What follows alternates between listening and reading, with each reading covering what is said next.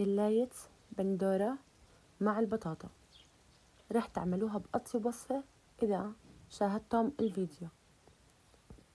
أهلا وسهلا فيكم بقناتنا، ويلا على مقادير الوصفة السهلة.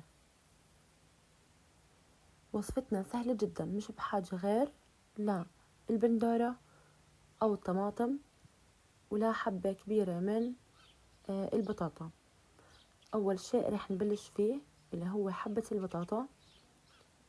عندنا البطاطا هون رح نقطعها تقطيع مكعبات حجم كبير.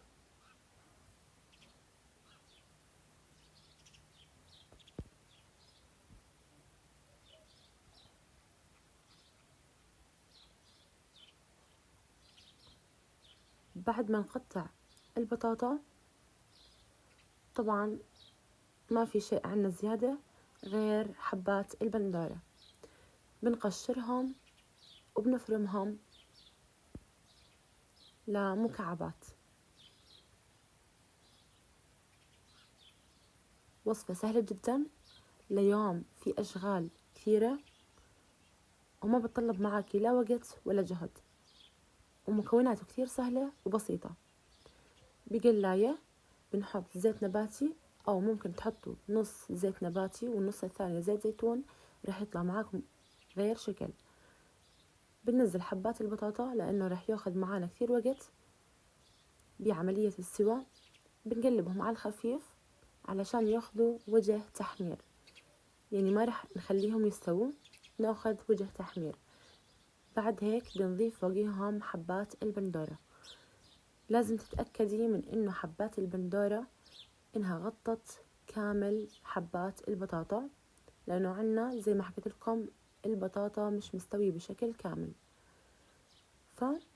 فعلشان كمان هالحركة، علشان حبات البطاطا ياخذوا من صلصة البندورة طعمها يلي بشهي، بنضيف عليهم الملح والفلفل ونكهة إضافية اللي هو بودرة الزنجبيل، بهارات. بنغطي عليهم، ما بنحركهم أبدا لا يختلف لون البندورة بهالشكل. بنقلبهم على الخفيف وبنتأكد من إنه حبات البطاطا استوت. خذي لك أكبر حبة واقسميها بالنص، إذا انقسمت معاكي بسهولة فهي جاهزة. مع ذلك بنشوف ملحتها كويسة أو لا، مضبوطة أو لا. بنرش عليها رشة من الملح إذا كانت بحاجة، وبنضيف عليهم معلقة من معجون الطماطم.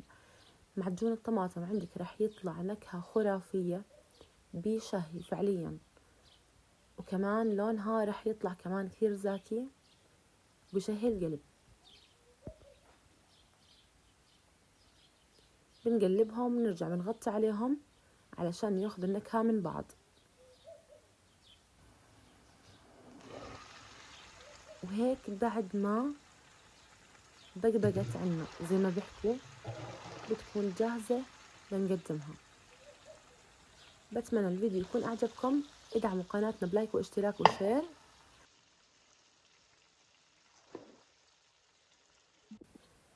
فهيك بيكون خلص الفيديو بهالسرعة. يعطيكم ألف عافية وألف صحة وهنا على قلوبكم.